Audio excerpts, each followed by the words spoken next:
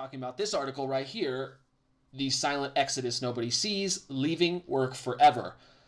And I just skimmed the top of it, but I think this is going to get into a lot of what I have personally done and what I hope many of you can, if you need to, do. Hang on one second. Okay, the take this job and shove it exodus is silently gathering momentum.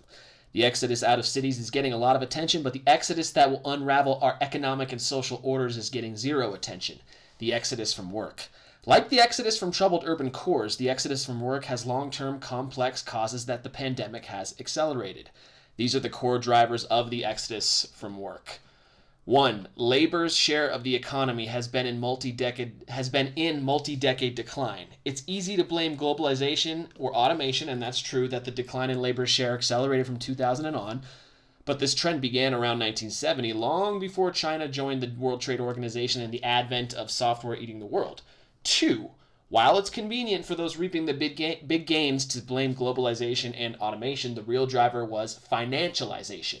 The neoliberal move to deregulate finance so it could turn everything into an exploitable market that could be made to serve one master.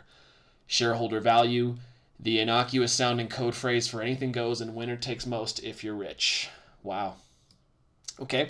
Shareholder value was the super wealthy's self-serving justification for unlimited greed as corporations went from being enterprises serving communities, the national interest, employees, customers, and shareholders, to financialization machines whose sole purpose was enriching insiders via loading the company with debt to pay huge bonuses to top managers, stock buybacks funded by debt, the abandonment of trustworthy accounting principles, and so on. Financialization and the deification of shareholder value never seen that word.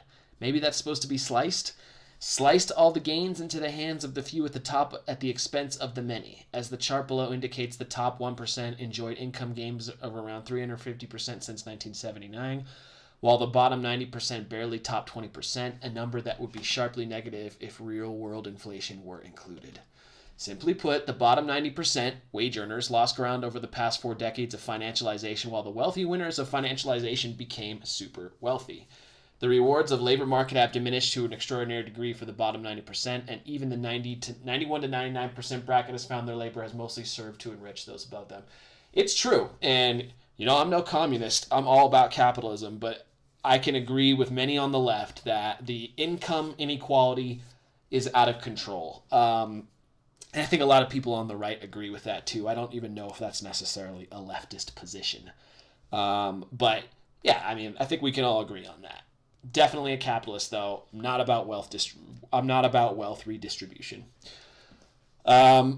These trends will drive both the top wage earners and the bottom wage earners out of the workforce. The managerial class that keeps the whole machine glued together can either retire or use their human and financial capital to find other less stressful ways to make a living and downsize their expenses to match their reduced income.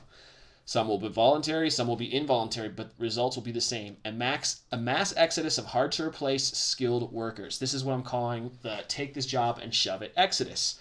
Interesting. So it's not so much about what I thought. I just thought, this article was going to be about the pandemic and how so many people have left San Francisco and LA and New York City, like myself. But let's see. Once the Federal Reserve starts sending free money directly to households, which is going to be done, by the way, folks, through the digital currency, through the Federal Reserve. What is it? Central bank digital currency. It's not good. That's why I'm buying gold and crypto. I'm super nervous that the Fed is going to be able to start digitally printing money. That's going to be really bad news. Okay, so once the Federal Reserve starts sending free money, which is what they're alluding to here, directly to households, many at the bottom of the pay scale will realize they too can take this job and shove it. What few well-paid apologists seem to realize is that to equal the purchasing power of the minimum wage I earned in 1970, which was $1.65 an hour, the minimum wage would have to be close to $20 an hour now. The absurdly underreported rate of official inflation claims that a minimum wage of $12 an hour now equals the purchasing power of $1.65 in 1970. But since I've kept records of all expenses, I can report that this is totally false. So the CPI says that it's $12 an hour now to get 165 an hour from 1970, but I would, just the way it feels, like, in 2020, $12 an hour ain't shit, especially if you live anywhere near a major urban area. If you're getting $12 an hour out in the backwoods, though, good enough for sure. As the chart below shows, wages share of the economy has been in a relentless 50-year slide. Yeah. The entire machinery of inflation calculation has been driven by the desperate need to mask the true collapse of the purchasing power of wages. Once the workforce awakens to this, the silent exodus out of the workforce will gather into a flood tide. Permanent unemployment payments, UBI, free-fed money, regardless of the program or name, these will enable a mass exodus of those at the bottom of the workforce pay scale, while burnout will also decimate the ranks of essential managerial skilled workers. So this article has nothing to do with what I thought it was going to do with. It's basically saying that inflation's out of control, and once the Fed starts sending money to people, people are just going to be like, why am I even working? Okay, I get it. It's payback time, people. Hey, financial aristocracy, clean your own floors and slaughter your own meat. Hey, corrupt politicos and apparatchiks, wipe your own tables and watch your own brats. The take this job and shove it exodus is silently gathering momentum. Interesting. Okay, so like this whole article was about UBI and inflation. I'm just like kind of going through these comments here. Anything good?